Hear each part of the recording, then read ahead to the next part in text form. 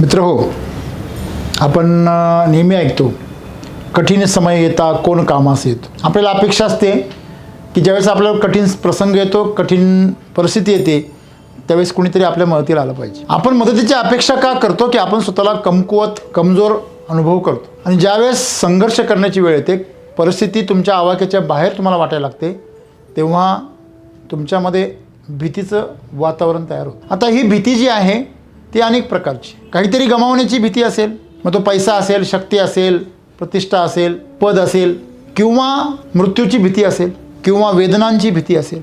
ज्यावेळेस तुम्हाला असं कळतं की तुमची अशी जखम झालेली आहे की त्यांनी तुमचा हात तोडावा लागणार आहे, तुमचं पाय तोडावं लागणार आहे, किंवा तुमचं कुठेतरी आजारामुळे तुमचं इंद्रियामध्ये तुम्हाला ऑपरेशन करावं आणि इंद्रियच कापावं लागणार आहे. जसं किडनी खराब झाली की एक किडनी काढूनच टाकावं लागते, दात खराब झाला की दात काढावा लागतो. मग हे जे तुमचं एखादा अवयव ज्यावेळेस तुम्हाला गमावण्याची वेळ येते, नवे नवे कधीकधी आपल्याला आपला जीव गमावण्याची भीती निर्माण होते.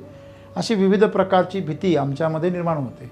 मग ही भीती निर्माण कधी होते? जेव्हा परिस्थिती कठीण असते. आम्ही परिस्थितीला कठीण कधी म्हणतो? जेव्हा ती आमच्या आवाक्याच्या बाहेर असते. एखाद्या गरिबासाठी 1000-2000 रुपये जर हरवले तर कठीण परिस्थिती आहे. तीच एखाद्या श्रीमंतासाठी किरकोळ गोष्ट आहे, तो 5 मिनटं विचार करेल फार. म्हणजे परिस्थिती जी आहे ती तुमच्या दृष्टीने तुलनात्मक जर शक्तिशाली असेल तुमच्या विरोधामध्ये, तर तिला आम्ही कठीण परिस्थिती असं म्हणतो. आणि अशा कठीण परिस्थितीमध्ये आम्ही गांगरून जातो, घाबरतो. आणि तुमचं ते घाबरणं किंवा आपलं ते घाबरणंच तुम्हाला त्या ठिकाणी काय करतं? त्या परिस्थितीला शरण जायला भाग पाडतं, कमजोर करतं, नेस्तनाबूत करतं, पूर्णपणे तुमचं जीवन विस्कळीत करून टाकतं. मग अशा परिस्थितीमध्ये आम्ही काय केलं पाहिजे? संत आम्हाला याच्यावरती काय मार्गदर्शन करतात की जेव्हा परिस्थिती तुमच्या विरोधात जाईल तेव्हा तुम्ही काय केलं पाहिजे? पण आम्ही शॉर्टकट निवडतो. घाबरलेला मनुष्य नेहमी चुकीचा मार्ग निवडतो. का? कारण कुठल्याही गोष्टीची निवड करताना निवड करणाराचा दर्जा फार महत्त्वाचा असतो. तुम्ही एखाद्या गरिबाला जर घेऊन गेलात दुकानामध्ये सोन्याच्या, तर ते जे बेंटेक्सचं शोचं लावलेलं असतं ना, ते पहिलं निवडणार. ते चुकूनही सोन्याच्या दागिन्यांकडे बघणार नाही, तो आपला विषय. पण निवड कुठे करणार? बेंटेक्सकडे. यातलं मी काय घेऊ शकतो? तेच एखादा श्रीमंत जर गेला तर तो पहिला कशाकडे बघतो? डिझाईनकडे बघतो, सोन्याच्या डिझाईनकडे. तो किमतीकडे बघत नाही, वजनाकडे बघत नाही. बरोबर आहे? जसं आम्ही नेहमी सांगतो, आमची निवड कशी आहे. हॉटेलमध्ये जर गेलो तर उजव्या बाजूला प्राईस लिस्ट असते, डाव्या बाजूला मेनू असतं, मेनू लिस्ट असते. आमचं लक्ष पहिलं कुठे जातं? समजा जेवण करायला गेले आणि हॉटेल नेमकी महागडंच भेटलं. प्रवास करताना गेले सहलीला मित्र वर्गणी काढून आणि हॉटेल एक महागडंच भेटलं आणि असं ठरलं आहे की प्रत्येक हॉटेलमध्ये एकाने खर्च करायचा. तर त्याचा नंबर आहे, तो पहिला उजव्या साईडला बघतो, मग किमती किती आहे. मित्रांनो, हे मी तुम्हाला का सांगतो की कारण तुमच्या दर्जानुसार तुम्ही निवड करता. मग माणसं गांगरून का बरं जातात? कारण त्यांनी स्वतःला काय केलं असतं? कमी लेखलेलं असतं. आणि कमी लेखण्यामुळे ज्यावेळेस तुम्ही गांगरून जाता, घाबरून जाता, तेव्हा नेमकी चुकीची निवड करता. निवड कशी करता? चुकीची. अशा परिस्थितीमध्ये काय केलं पाहिजे? सद्गुरू आम्हाला सांगता, ज्यावेळेस कठीण प्रसंग तुमच्या आयुष्यामध्ये येईल त्यावेळेस तुम्ही सावध राहण्याची आणि जागरूक राहण्याची गरज आहे. भीतीने गांगरून जाण्याची गरज नाही आहे. कारण भीतीने तुम्ही गांगरून गेलात तर तुम्ही पांगळे बनता, पंगू बनता. तुम्हाला माहिती आहे, माणसं शरीराने धष्टपुष्ट असतात पण मनाने पांगळे असतात. आणि अशा पांगळ्यांची संख्या आता दिवसेंदिवस वाढत चाललेली आहे. कोण करतं यांना पांगळं? ही जी समाज रचना आहे ती त्यांना पांगळं करते. लहान वयामध्ये अनावश्यक बर्डन त्यांच्यावर टाकलं जातं. शिक्षणाचं असेल, करिअरचं असेल, जबाबदाऱ्या असतील. त्यांचा विकास चुकीच्या उद्दिष्टांच्या मागे पळवून केला जातो. त्यांना पैसा दाखवला जातो, त्यांना करिअर दाखवलं जातं, त्यांना पद दाखवलं जातं आणि त्याच्यासाठी तुला जगायचं आहे आणि त्याच्यासाठी तुला प्रयत्न करायचा आहे. असं करताना एक माणूस म्हणून त्याच्या भावनांचा चकनाचूर होतो. त्याच्या आतून येणारा आवाज दाबून टाकला जातो. त्याची जी उपजत अभिव्यक्ती आहे ती संपुष्टात येते. जसं एखाद्या आंब्याच्या झाडाला सीताफळं लागावी म्हणून तुम्ही अट्टहास करावा, अशा प्रकारचा प्रयत्न आज आमच्या मुलांच्या बाबतीमध्ये होतो, पुढच्या पिढ्यांच्या बाबतीमध्ये होतो. आणि म्हणूनच आज कुठेतरी आमच्या ज्या पिढ्या आहे त्या कुठेतरी पंगू जन्माला येऊ राहिल्या. असं म्हणतात की जो शरीराने पांगळा आहे त्याला तुम्ही उठवू शकता, पळवू शकता. आर्टिफिशियल अंग आता मिळतात, कृत्रिम अवयव मिळतात. एक मुलगी आहे, तुम्ही कहाणी ऐकली असेल, तिचे जे पाय होते ते रेल्वे खाली आले दोन्हीच्या दोन्ही आणि ती तुटले. अक्षरशः रक्तस्राव झाला, माशा लागल्या, मुंग्या लागल्या पायांना. 1-2 दिवसांनी तिची कुणीतरी दखल घेतली, तिला दवाखान्यात नेलं, ॲडमिट केलं आणि त्यानंतर आता तिचं आयुष्य संपलं. पण ती मुलगी जिद्दी होती. तिला कोणीतरी गिर्यारोहकांशी तिचा संबंध आला. तिने आर्टिफिशियल लेग खालून लावले लोखंडाची आणि तीच मुलगी जिने एव्हरेस्ट सर केला. काय सर केलं? जिथं चांगला माणूस आहे, शरीराने सर्व अंग धडधाकट असलेला माणूससुद्धा धाडस करत नाही, तो एव्हरेस्ट तिनं सर केला. ती शरीराने जरी पंगू असली, ती मनाने स्वस्थ आहे, धडधाकट आहे.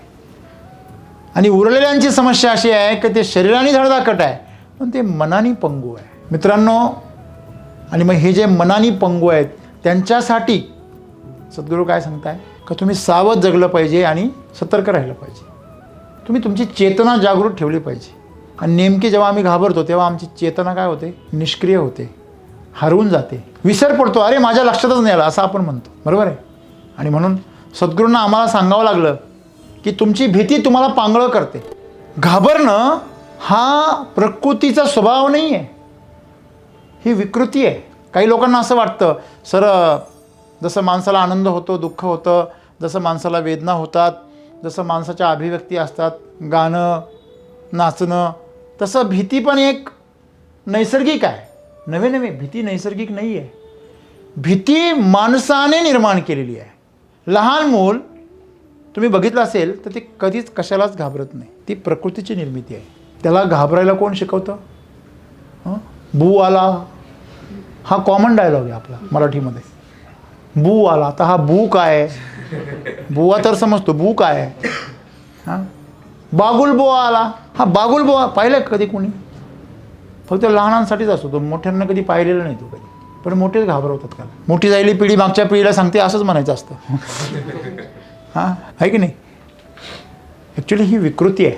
म्हणजे आमच्या पुढच्या पिढ्यांच्या मनामध्ये आम्ही भीती निर्माण करतो आणि ती घाबरलं पाहिजे तर तो जगेल अशा प्रकारची एक आम्ही प्रवृत्ती निर्माण केली की घाबरलाच नाही तर तो माणूस मग कुठे पण डेअरिंग करेल आणि काही पण उचापत्या करेल, असं एक प्रकारची भीती आहे. मित्रांनो, एका भीतीसाठी, एका शक्यतेसाठी तुम्ही त्याच्या जीवनाचा विकास खुंटवताय हे आम्ही विसरतो. त्याला सावध करा, त्याला सतर्क करा, त्याला जागृत करा, त्याला शिक्षित करा, त्याचं प्रबोधन करा, पण त्याला भीती शिकू नका.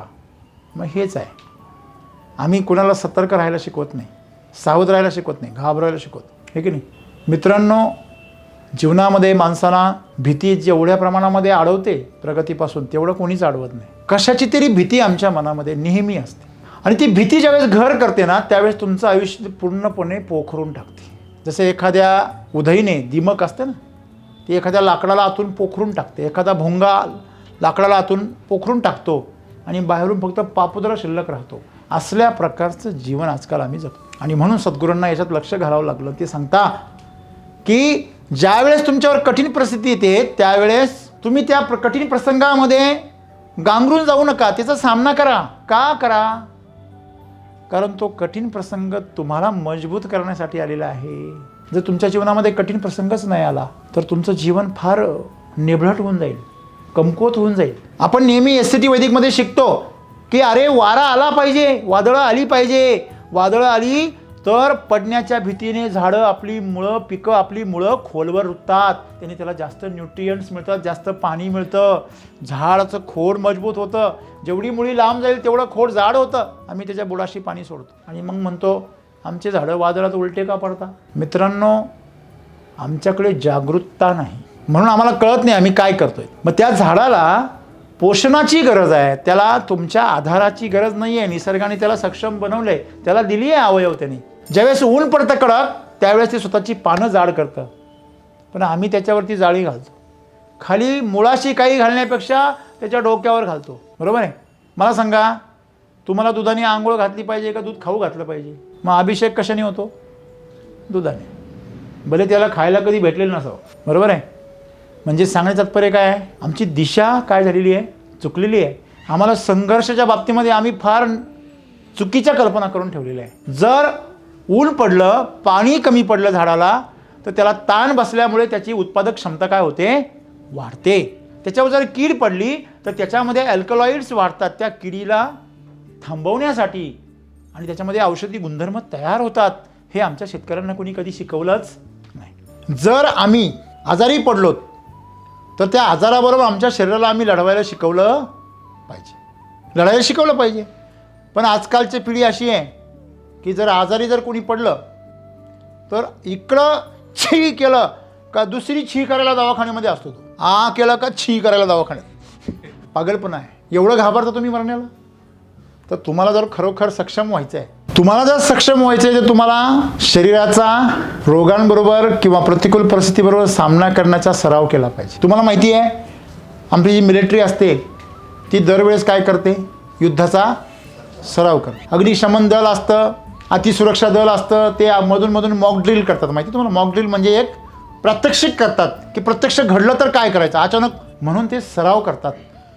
परमेश्वर जेव्हा तुम्हाला कठीण परिस्थिती देतो, संघर्ष देतो, आजार देतो, आव्हानं देतो, तेव्हा तो तुम्हाला मजबूत करत असतो. आणि हेच आम्हाला कळत नाही. जेव्हा तुम्ही परीक्षा देता तेव्हा तुमचा वर्ग बदलतो. परीक्षा पास होऊन ज्यावेळेस तुम्ही जाता त्यावेळेस तुमचा वर्ग काय होतो?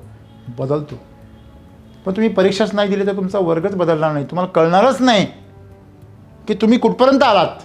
परीक्षा, संघर्ष, कठीण परिस्थिती म्हणजे मैलाचा दगड आहे तुमच्या प्रवासामधला.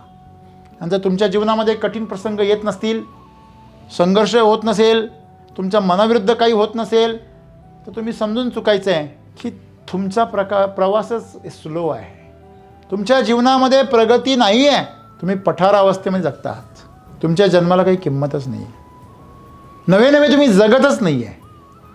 आणि तुम्ही खरंच जगत असाल, जेवढे तुम्ही जगत असाल जिवंतपणी, जेवढे सक्रिय तुम्ही जगत असाल, तेवढे पटापट मैलाचे दगड तुमच्या आयुष्यामध्ये येतील, तेवढे पटपट संघर्ष तुमच्या आयुष्यामध्ये येतील. फक्त एक लक्षात ठेवा, संघर्ष करताना हा तुम्हाला सकारात्मक गोष्टींसाठी करावा लागत असेल, दुसऱ्यांच्या कल्याणासाठी करावं लागत असेल, आजूबाजूला चांगली परिस्थिती निर्माण करण्यासाठी, आरोग्य निर्माण करण्यासाठी, उन्नती निर्माण करण्यासाठी, समावेश निर्माण करण्यासाठी जर तुम्हाला संघर्ष करावा लागत असेल, सकारात्मक गोष्टींचा प्रचार करण्यासाठी तुम्हाला जर संघर्ष करावा लागत असेल, तर तुम्ही जीवनामध्ये प्रगतीकडे जात आहात. तुम्ही जीवनाच्या शिखराकडे जाता. तुमच्या संघर्षामधून तुम्हाला जर शक्ती प्राप्त होत असेल तर 100% तुम्ही जीवनामध्ये यशस्वी आहात. नाही ते जन्माला आलाय आणि पाणी वाहून हेला पण जगतो, जसा आला तसा गेला रे बाबा. म्हणजे आम्ही जीवनामध्ये जन्माला येऊन काय केलं हे आम्हाला परमेश्वर जेव्हा विचारेल तेव्हा काय उत्तर द्याल तुम्ही? काहीच नाही. परमेश्वर तर लांबची गोष्ट आहे हो. तुमचे मित्र, नातेवाईक, तुमची पत्नी, तुमचे आईवडील तुम्हाला विचारता, तुला गण शिकवला, एवढा मोठा केला, काय केलं तू? बायको विचारते नवऱ्याला, एवढा तुमच्याबरोबर संसार केला आयुष्यभर, 1.5 तोळ्याचा दागिना करता नाही आला तुम्हाला, एक साडी नाही घेता आली धडाची, असं डायलॉग ऐकायला मिळतो. हा कोणाला ऐकायला मिळतो? ज्यांनी कधी संघर्षच केला नाही. मित्रांनो, कठीण परिस्थितीमध्ये प्रत्येकावरती कठीण परिस्थिती येते. फक्त तिचा तुम्ही सामना करता की बायपास करता? जो पांगळी माणसं आहे तो बायपास करतात.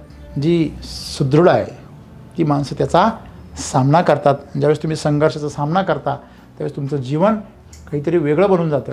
आणि तो संदेश आज आम्हाला सद्गुरूंनी दिला की जीवनामध्ये जेव्हा तुम्हाला कठीण प्रसंगाचा सामना करण्याची वेळ येईल त्यावेळेस तुम्ही स्वतःला आतून मजबूत केलं पाहिजे, सावध केलं पाहिजे, सतर्क केलं पाहिजे. आम्ही उलटं करतो. आम्ही स्वतःची कीव करतो. आम्ही कोणीतरी आमची कीव करावी, आमची कोणीतरी मदत करावी अशी अपेक्षा करतो.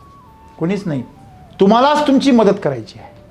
आणि म्हणूनच प्रसंग आलेला आहे. जर कठीण प्रसंगामध्ये तुम्हीच तुमची जर मदत करू शकलात तर खऱ्या अर्थाने तुम्ही जीवनामध्ये यशस्वी व्हाल. आणि तुम्ही जर दुसऱ्यांची अपेक्षा करून बघा माझी काय परिस्थिती आहे, मला मदत करा, हे तुम्ही भिकारी व्हाल. सम्राट असून सुद्धा काय व्हाल? भिकारी व्हाल.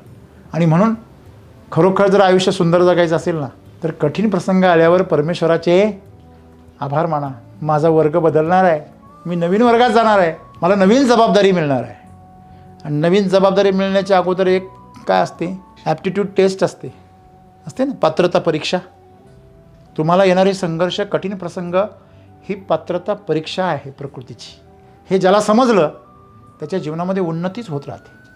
त्याच्याकडे तक्रार नसते, तो स्वतःला पांगळा करत नाही. आणि म्हणून जीवनामध्ये सदैव सैनिका पुढेच जायचे, आहे की नाही? जसं सैनिक म्हणतो मला पुढेच जायचं आहे, तसं आपण जीवनाबरोबर संघर्ष करताना सैनिक बनलं पाहिजे. लक्षामध्ये तुमचं जे मन आहे ते खंबीर बनलं पाहिजे, कणखर बनलं पाहिजे. त्याला विशिष्ट प्रशिक्षण मिळालं पाहिजे की कठीण प्रसंगामध्ये कोणी कामास नाही आला तरी मी कामास येईल स्वतःच्या. अशा प्रकारे तुम्ही जर जगलात तर तुमचं जीवन अतिशय कसं होऊन जाईल, सुखकर आणि आरामशीर होऊन जाईल. तुम्ही सर्वांचे मदतगार बनाल, तुम्हाला कोणाच्या मदतीची गरज पडणार नाही. आणि मला वाटतं आपण एक मनुष्य म्हणून ज्यावेळी जन्माला येतो त्यावेळेस मनुष्याची ही जबाबदारी आहे, प्रकृतीने दिली आहे त्याला, की त्यांनी सर्वांच्या मदतीला गेलं पाहिजे, पण त्याच्या मदतीला मात्र त्यानेच राहिलं पाहिजे. धन्यवाद.